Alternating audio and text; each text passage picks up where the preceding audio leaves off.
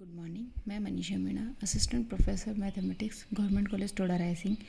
आज हम BSc part second का paper first algebra, abstract algebra का कुछ पोर्शन हम पढ़ने जा रहे हैं, कुछ एग्जांपल्स हम कर रहे हैं।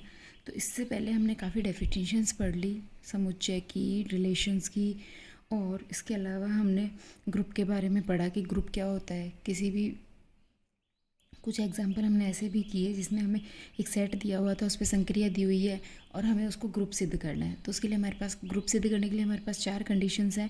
पहली क्या है? पहली है हमारे पास क्लोजर यानी कि समृद्धता, दूसरी साचर्यता, तीसरी हमारे पास है तत्समक का अस्तित्व, चौथा है हमारे पास प्रतिलोम अवयव का अस्तित्व। यानी कि हमारे पास क्लोजर एसोसिएटिव और आइडेंटिटी और इन्वर्स।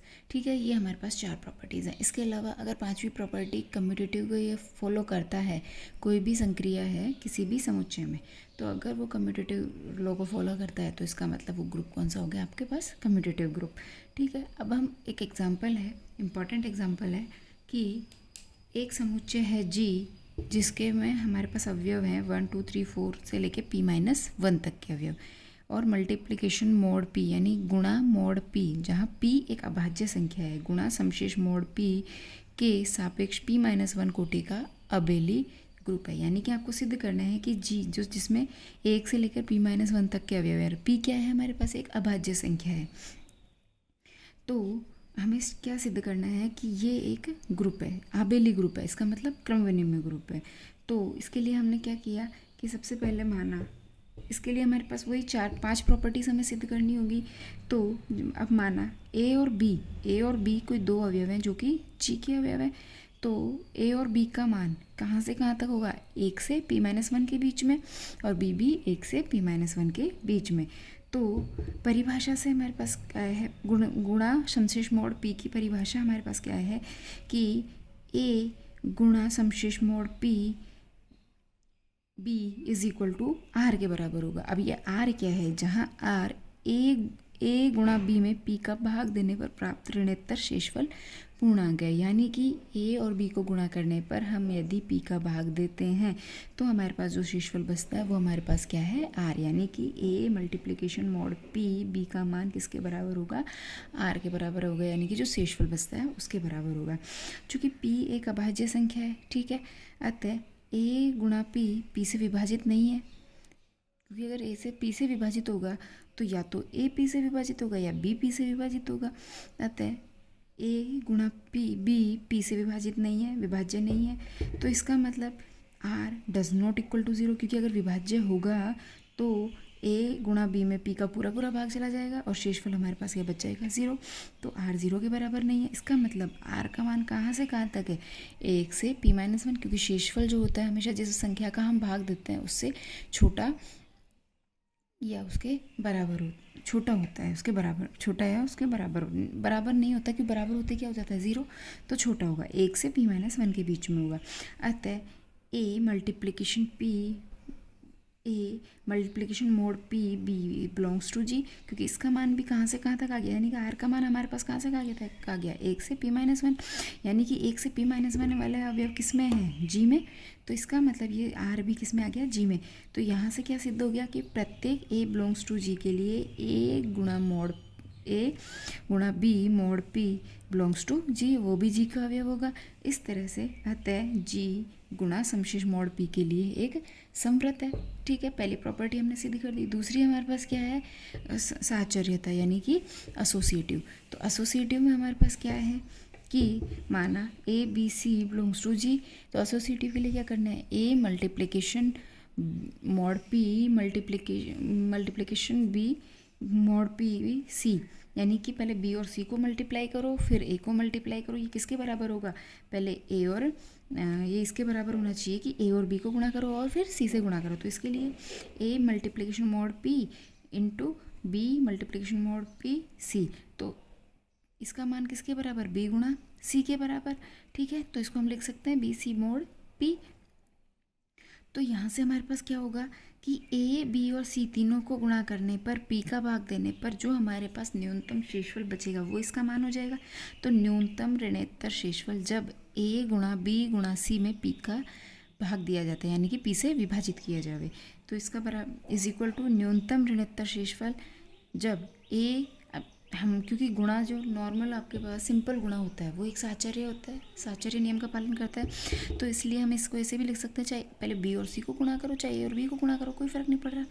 तो ए इंटू बी और गुणा सी में सी पी से विभाजित किया जाए, तो हमारे पास जो न्यूनतम शेषफल होगा वो इसका मान हो जाएगा। तो इसको हम ऐसे भी लिख सकते हैं A B multiplication mod P C, फिर इसको A multiplication B mod P mod multiplication mod P C.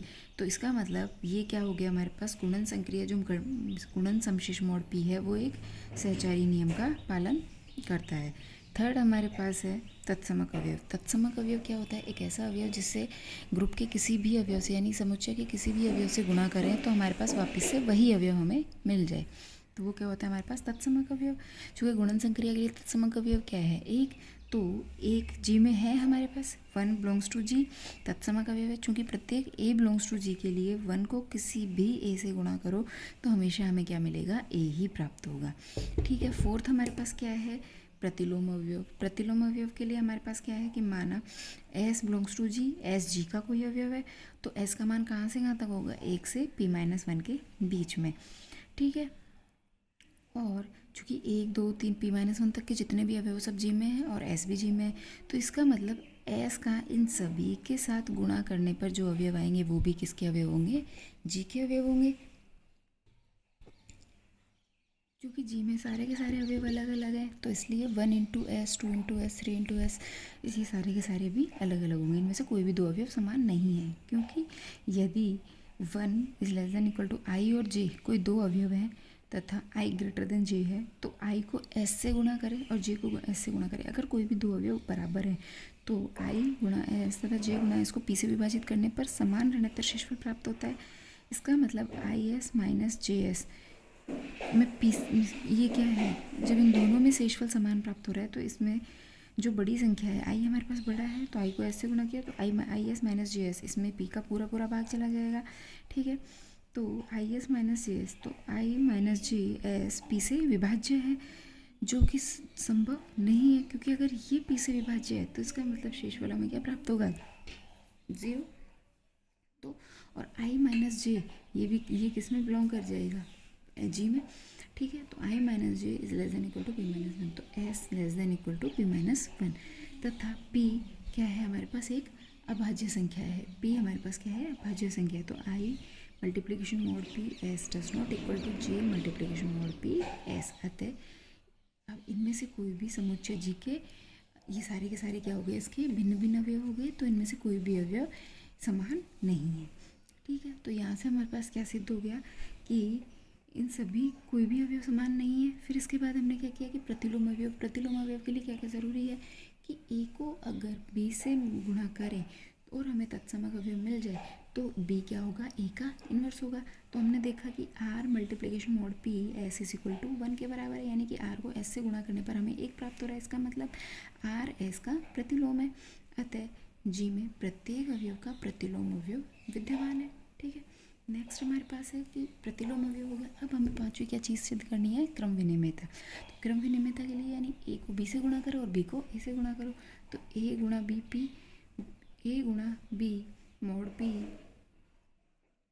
Is equal to क्या मिलेगा हमें, न्यूनतम ऋणोत्तर शेषफल जब ए बी में पी से विभाजित किया जाए। इसी तरह से बी और जब ए और बी को गुणा करके पी में भाग दो, चाहे बी को ए से गुणा करके पी का भाग दो, सेम ही आएगा। तो बी ए को पी से विभाजित करने पर प्राप्त न्यूनतम ऋणोत्तर शेषफल। इसी तरह से तो अब इसको क्या लिख सकते हैं, B multiplication mod P A के बराबर। तो इस तरह से अतः गुणन समशेष मॉड पी संक्रिया क्रम विनिमेय है। उपरोक्त से स्पष्ट है कि जी p-1 कोटि का आबेली ग्रुप है।